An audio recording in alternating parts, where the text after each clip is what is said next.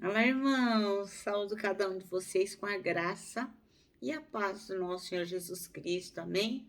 O meu nome é Miriam Anitta, eu estou aqui para contar para os irmãos aquilo que eu entendi do texto chamado Bíblia, nosso guia.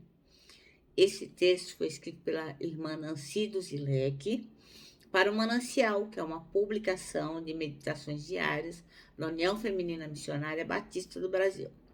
Não foi eu que escrevi, já deixei bem claro, né? Foi a irmã Nancy. Então, o que é que eu vou fazer? Vou ler o texto dela e contar para os irmãos aquilo que eu entendi, tá bom? Então, para que possamos iniciar bem, vamos iniciar orando?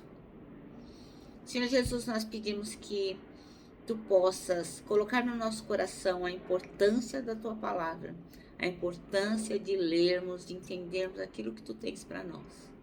Ajuda-nos, Senhor, nisso. Temos liberdade para usar a tua palavra, que possamos usá-la. É em teu nome que oramos. Amém. Meus irmãos, então o texto escolhido é o Salmo 119, versículos de 1 a 5. Então, Salmo 119, versículos 1 a 5. E diz assim: Como são felizes os íntegros, os que seguem a lei do Senhor. Como são felizes os que obedecem a seus preceitos e o buscam de todo o coração. Não praticam o mal e andam em seus caminhos. Tu nos encarregaste de seguir fielmente as tuas ordens. Meu grande desejo é que minhas ações sempre reflitam os seus decretos. Então, não ficarei envergonhado quando meditarem todos os teus mandamentos. Acabei lendo até o 6. Meus irmãos, então, o versículo escolhido é o 2, que diz: Como são felizes os que obedecem aos seus estatutos de todo o coração e o buscam. Bem, o Dia da Bíblia ele foi criado em 1549, lá na Grã-Bretanha, né, hoje Inglaterra. E quem criou foi o bispo Cranmer. Ele era bispo católico e ele colocou lá no livro de orações do rei Eduardo VI o Dia da Bíblia, que era um dia que conclamava a população a interceder pela leitura da palavra de Deus. Então, naquele dia, todo mundo orava a Deus, rezava na época, né, no caso, pedindo a Deus que o povo se interessasse pela leitura da palavra. Bem, este mesmo dia começou a ser celebrado aqui no Brasil em 1850, quando chegaram então os primeiros missionários evangélicos que vieram da Europa e dos Estados Unidos. Mas, assim, uma coisa interessante é que só virou lei em 19 de dezembro de 2001, a Lei 10.335. Então, a partir deste dia, 19 de dezembro de 2001, virou lei o Dia da Bíblia, entendeu? Apesar que tão poucas pessoas se lembram disso, né? Que é o segundo domingo de dezembro, que neste ano caiu no dia 12, então. Nós temos uma lei, né? Que nos obriga a lembrar da Bíblia, mas a maioria de nós, nem nós que nos dizemos seguidores de Jesus Cristo, lemos a palavra. É uma vergonha, né? Porque nós temos liberdade para ler a palavra. Nós temos liberdade para ter quantas versões da palavra quisermos. Há versões com livros apócrifos, versões sem os livros apócrifos, nova tradução na linguagem de hoje, Almeida corrigida, enfim. Nossa, tem tantos, a leitura da mensagem, nós temos vários textos, nova versão internacional, mas a gente acaba não lendo, né, irmãos? Porque a gente não tem tempo, a gente faz coisa demais, não tem tempo para ler a palavra. Aí depois diz que pobre não tem sorte, né? Quando a gente se vê numa situação que a gente precisa lembrar de algum versículo, de alguma coisa, algo que nos console, que nos impulsione, a gente não sabe, né? Porque a gente não leu no tempo oportuno. Bom, voltando aqui ao texto, a irmã fala que sempre comemoramos o dia da Bíblia no segundo domingo de dezembro. Então, a gente tem que pensar neste livro maravilhoso, que é a palavra de Deus, escrita por homens, mas inspirada pelo Espírito de Deus. É nisso que cremos. Então, a narrativa dos 66 livros, então a Bíblia é uma biblioteca, na verdade, né? Se encaixam perfeitamente, porque o autor é o mesmo, que é Deus, né? Deus inspirou os homens a escreverem aquilo que ele desejava que fosse escrito.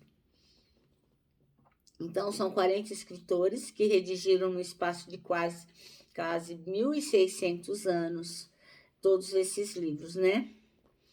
E mesmo com essa distância de tempo, né, entre a Bíblia e até chegar até nós, a gente vê que ela não se contradiz. Ela narra toda a história da criação e da redenção do mundo. O importante lembrar que a Bíblia não é um livro que esconde as qualidades ou esconde os defeitos daqueles que estão narrados nela, né? Então, por exemplo, ele fala de Davi como uma pessoa que adulterou, uma pessoa que acabou provocando a morte de Urias, né? Que era o marido da mulher que ele amou. A gente vê aí as incertezas de tantos personagens, né? Vemos personagens que mentem. Então, o Senhor, como diz o outro, não passa pano para ninguém.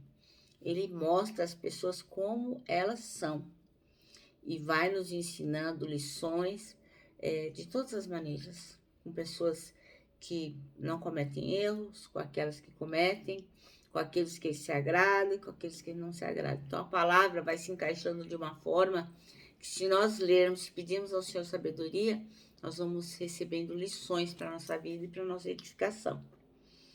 O Salmo 19, esse que nós acabamos de ler, esses 6 versículos, é um poema exaltando a palavra de Deus. Este longo poema é todo em acróstico. Imagine o trabalho que deu, né?